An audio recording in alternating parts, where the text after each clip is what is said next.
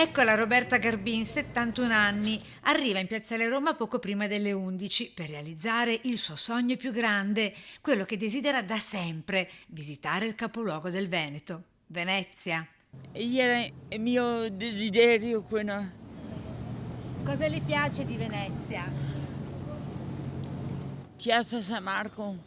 Venezia con i suoi simboli la affascinano da sempre. Ecco allora che il suo sogno si trasforma in realtà facendo prima un giro in gondola. Roberta adora anche i gondolieri. E seduta nel salotto buono della città finalmente può anche sorseggiare il suo aperitivo preferito. È il mojito.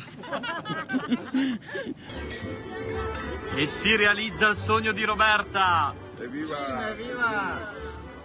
Una vita difficile questa di Roberta.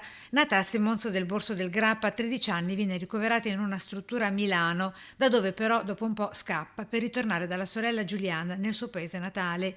Quindi da qui le cure in una nuova casa di riposo, stavolta a Valdobbiadene. È il 1972. Roberta ha soltanto 20 anni.